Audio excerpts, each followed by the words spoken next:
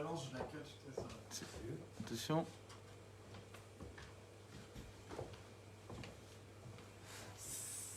Salut les bootleggers, bienvenue pour un nouveau live du Gatsby. Comme les autres semaines, je suis là pour vous montrer comment réaliser 2 recettes de cocktails. Encore une fois, des recettes faciles à faire à la maison. Tout d'abord, je voulais vous informer qu'on a une bonne nouvelle. Ça y est, la grande loterie du Gatsby est lancée. Vous pouvez d'ores et déjà participer à la grande loterie. Vous avez été si nombreux pour la première. On espère que vous serez au moins aussi nombreux pour celle-ci. Donc un petit rappel, le premier lot reste le même, donc privatisation du Gatsby pour 80 personnes. Vous avez également la possibilité de gagner la venue d'un des barman du Gatsby dans votre salon, ou également un concert privé également, un concert privé dans votre salon, un concert de jazz. Donc de très très beaux lots à gagner, il y a encore plus de lots que la dernière fois. Donc on espère que vous serez nombreux. Donc du coup, les 2 cocktails que je vais vous présenter aujourd'hui, on va être sur 2 cocktails à base de gin, on reste sur des classiques toujours. On va avoir le Bramble et le Negroni. Donc le Bramble qui va se faire au shaker, le Negroni au verre à mélange. On va passer directement à la réalisation du Bramble. Donc au shaker. Comme toujours, on commence par préparer notre verre. Donc on va prendre un verre old fashion, ou un rocks glass, comme on va le remplir de glaçons. Et on va le laisser reposer. Alors, je vous réexplique rapidement comment utiliser un shaker pour ceux qui n'avaient pas vu les vidéos précédentes. Donc sur un Boston Shaker, on va avoir 2 parties. Ce qu'on appelle le shaker en lui-même et la speed cup ou tin cup. Ce que je préfère faire personnellement, c'est assembler les liquides dans la speed cup ou la tin cup et mettre les solides dans le shaker. Une fois que c'est fait, on va pouvoir renverser la speed cup dans le shaker en la laissant de façon oblique. Donc il faut que vous ayez un côté qui touche et le reste qui est d'espace. Après on tape dessus. Et je ne sais pas si on voit bien à l'image, mais en gros, vous allez avoir un espace sur presque tout le tour du shaker, sauf à un endroit. Ensuite, on va vouloir le bouger d'avant en arrière, et non pas comme ceci, comme j'ai pu voir dans le passé. Donc vraiment d'avant en arrière, le plus vigoureusement possible, à peu près jusqu'à ce que ça nous brûle les mains. Ensuite, pour l'ouvrir, c'est la partie qui peut poser problème. On va prendre la partie où les 2 parties se touchent face à nous. On va mettre le pouce de la main faible à cet endroit-là, l'index qui va venir retenir la speed cup, et on va taper un grand coup sec là où il y a de l'espace en haut du shaker, donc en haut de la grande partie. Je vais y arriver. Comme ceci, et normalement vous avez la speed cup qui se libère. Alors attention, quand on a shaké avec de la glace, ça fait ventouse parce que l'air froid se contracte et donc c'est un peu plus difficile à désolidariser. Donc du coup, on va commencer par du gin, on va mettre 5 centilitres.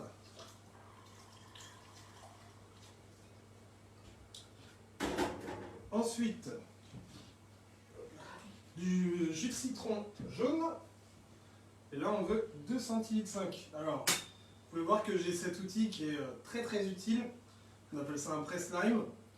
Vous pouvez en trouver sur internet ou alors sinon il y a la boutique Cointreau qui en vend aussi au carré. Bien entendu, une fois que le confinement sera terminé. Donc, on va placer le demi-citron jaune comme ceci et non pas dans le sens de la forme du press lime.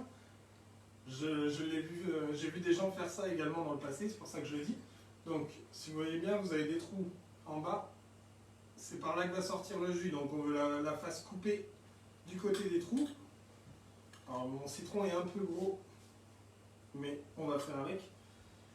Et on va venir, je peux faire là, presser le citron jaune. Bon, alors, c'est rare qu'on ait des citrons aussi gros. Et en plus, il n'a pas beaucoup de jus.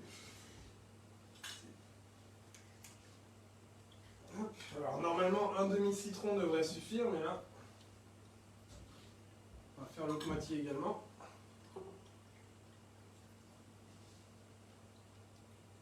On va y arriver. Vous savez, quand on veut faire un bon cocktail, ça demande de l'huile de coude. Et voilà.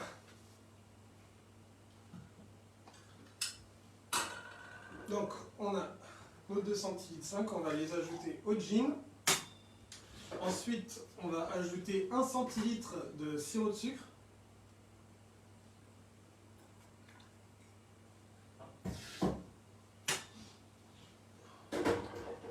Et 2 centilitres de crème de mûre. Donc, bramble qui veut en effet dire mûr en anglais.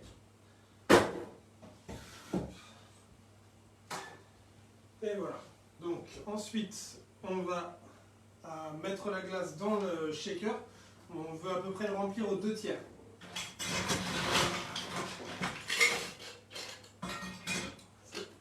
Donc comme je vous l'ai expliqué tout à l'heure, on vient renverser le liquide dans le shaker en le laissant bien oblique.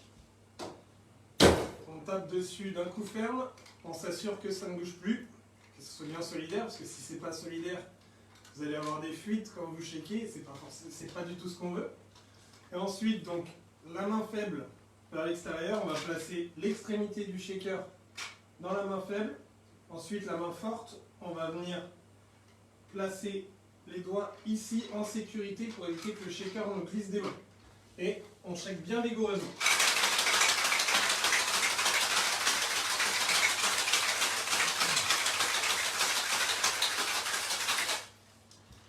Et voici, c'est bien froid, ça brûle les mains, c'est même givré, pardon. Donc on sait que c'est prêt. Donc ensuite, comme je l'ai dit, on va placer la main faible comme ceci, le pouce à l'endroit où les 2 parties du shaker se touchent, l'index en sécurité pour éviter que la speed cup s'envole, et on va taper un bon coup sec. Et voici. Ensuite, on va prendre le verre de service, on filtre l'eau de fonte comme d'habitude. Non, pardon, excusez-moi, on va même se débarrasser des glaçons parce que c'est un cocktail qui est servi sur glace pilée. Alors comme je le disais la semaine dernière, pour faire de la glace pilée à la maison, pareil, un peu d'huile de coude. Vous pouvez mettre vos cubes de glace dans un torchon. Et après, avec soit un pilon, soit un rouleau à pâtisserie, chose comme ça, on va pouvoir taper dessus pour casser les cubes de glace.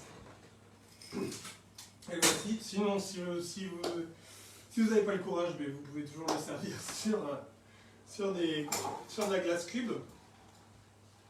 Et ensuite, donc, on va venir tout simplement filtrer le cocktail dans le verre.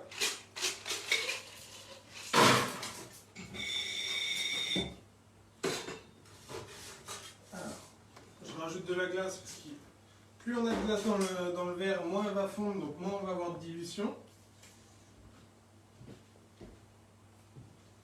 On va se mettre une petite paille si on le sert sur glace pilée, sinon c'est pas la peine. Et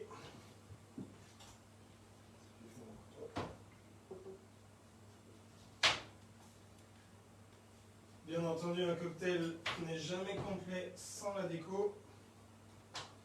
On va venir placer une petite tranche de citron dans le verre.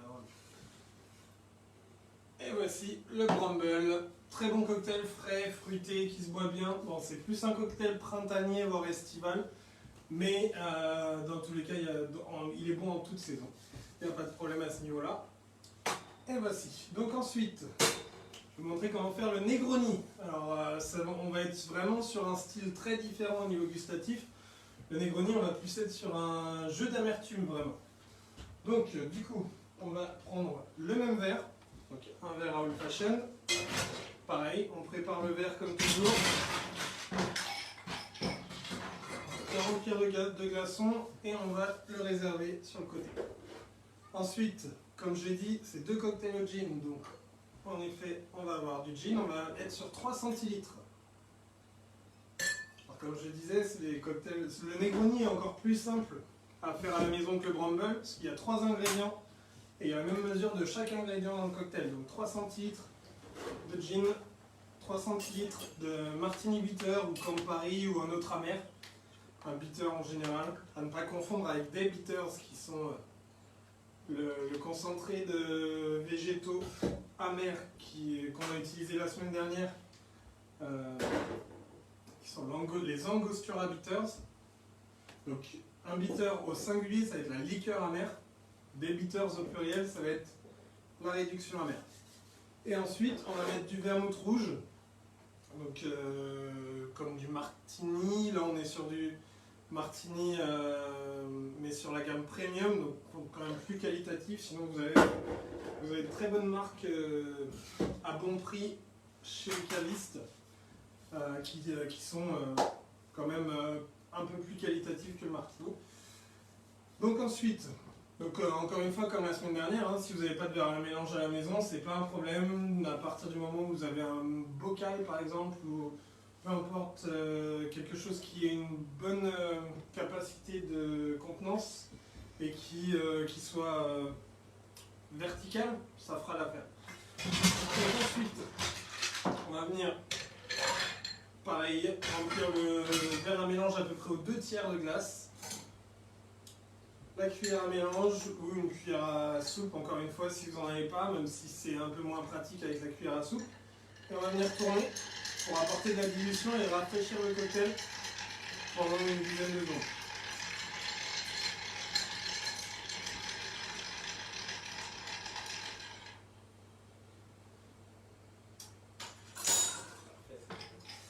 Donc pareil, on va venir se débarrasser de l'eau de fonte. Et on va filtrer le cocktail par-dessus.